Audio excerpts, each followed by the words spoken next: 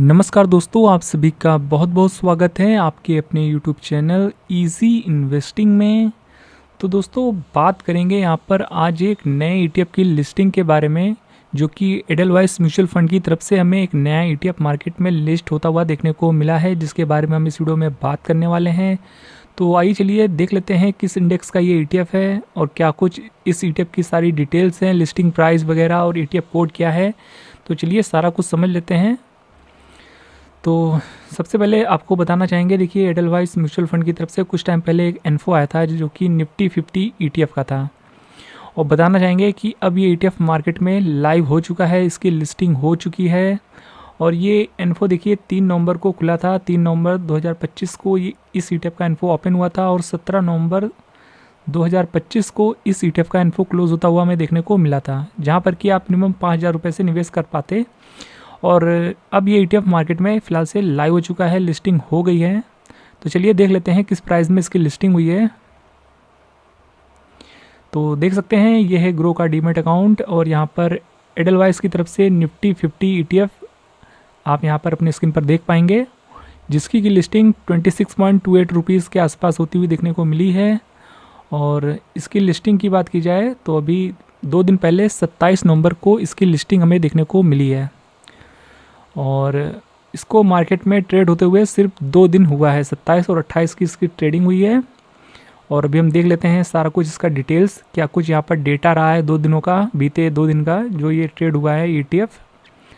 तो नीचे आएंगे तो लास्ट ट्रेडिंग सेशन का, तो यहाँ पर आप देख पाएंगे कि 5,000 का वॉल्यूम है, जो कि कम है, बहुत ज़्यादा नहीं है।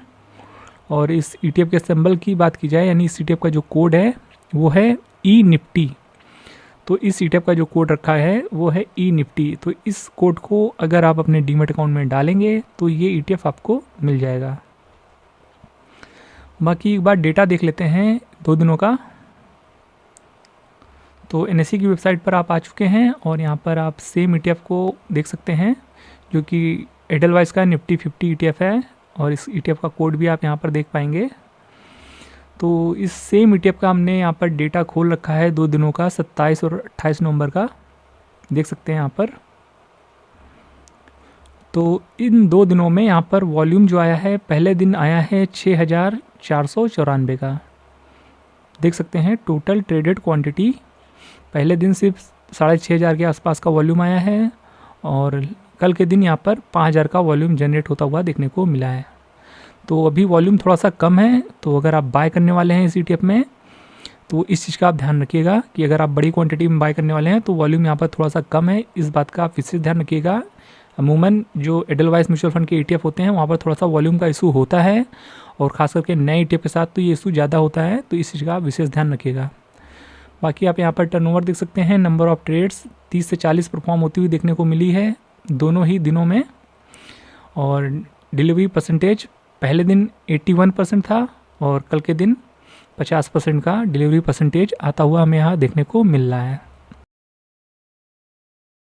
बाकी एनएसई की वेबसाइट पर जा कर के और भी चीज़ें समझेंगे। अभी पहले आप यहाँ पर निफ्टी 50 का चार्ट देख लीजिए, क्योंकि यहाँ पर निफ्टी 50 का चार्ट यहाँ पर देखना इस वजह से ज़रूरी है, क्योंकि अगर आप इस ईटीएफ में निवेश करने वाले हैं जो कि निफ्टी 50 का ईटीएफ है, तो इस बात का ध्यान रखिएगा कि निफ्टी 50 इस समय लगभग अपने ऑल टाइम हाई पे खड़ा हुआ है।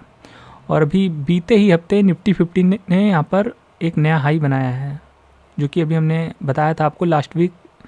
तो वहाँ पर एक नया हाई बन गया है 14 महीनों के बाद।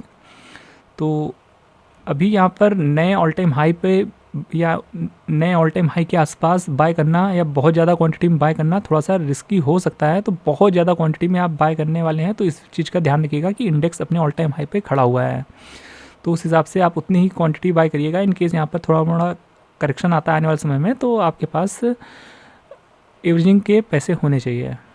तो ऑल टाइम हाई पे अक्सर हम किसी भी ईटीएफ में निवेश करना थोड़ा सा अवॉइड करने को बोलते हैं, और किसी भी करेक्शन पे लेंगे तो वो आपके लिए थोड़ा सा और बेटर ऑप्शन निकल के आता है।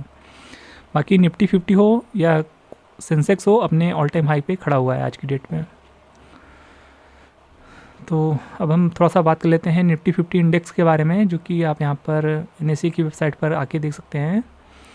तो यहाँ पर आप सेक्टोरल वेटेज देख सकते हैं, यहाँ पर फाइनेंशियल सर्विसेज का सबसे बड़ा वेटेज है 36.76% का, फिर ऑयल एंड गैस का 10.26%, IT 9.98 लगभग 10%, और automobile 6.83%, telecommunication 4.96%, FMCG 6.52%, metals mining 3.64%, health care 4.2%, और कंस्ट्रक्शन ऑलमोस्ट 4%, और यहाँ पर कंज्यूमर सर्विसेज लगभग 2.5% के आसपास है, और कंज्यूमर ड्यूरेबल भी लगभग 2.5% है, और पावर का 2.37% वेटेज है। बाकी आप और भी सेक्टर्स देख सकते हैं, यहाँ पर आपको देखने को मिल जाते हैं, जहाँ पर कि बहुत छोटा छोटा वेटेज रखा गया है। तो ये तो हो गई सेक्टोरल वेटेज की बात। बाकी एक बार हम देख लेते हैं NSE का इंडेक्सोग्राम। तो देख सकते हैं हम आ गए हैं NSE के इंडेक्सोग्राम में। निफ्टी 50 का यहाँ पर आप देख सकते हैं, इस इंडेक्स के बारे में यहाँ पर आपको सारी जानकारी देखने को मिल जाएगी। यहाँ पर कि 50 स्टॉक होते हैं निफ्टी 50 में, और यहाँ पर पास्ट के रिटर्न्स वगैरह आप यहाँ पर चेक कर सकते हैं। बीते एक साल के रिटर्न्स जो यहाँ पर शो कर रहे हैं वो 8% के आसपास के हैं, और यहाँ पर 15 साल का रिटर्न लगभग 15% का है CAGR बेसिस पे, और सिंस इंसेप्शन यहाँ पर आप देख सकते हैं थोड़े से रिटर्न कम हो जाते हैं। और यहाँ पर P रेशियो 22.8% का है, PV रेशियो 3.56% का है, डिविडेंड यील्ड 1.28% का है, और टॉप 10 स्टॉक्स जो हैं उनका वेटेज आप यहाँ पर चेक कर सकते हैं, जिसमें कि सबसे बड़ा वेटेज है HDFC बैंक का 12.88%, और रिलायंस इंडस्ट्रीज़ का 8.88%, और यहाँ पर ICICI बैंक 8.3%, भारतीय Airtel 4.7%, Infosys 4.7%, Larsen and Toubro 4%, SBI 3.4%, ITC 3.26%, axis bank 3.07%, और महिंद्रा एंड महिंद्रा 2.79% का वेटेज है। तो ये है टॉप 10 कंपनीज और उनका वेटेज। बाकी सेक्टोरल वेटेज की तो हमने बात कर ही ली है। नीचे आएंगे तो आपको चार्ट देखने को मिल जाता है, और चार्ट वही बता रहा है जो हमने अभी आपको थोड़ी देर पहले बताया कि ये अपनी ऑल टाइम हाई पे है।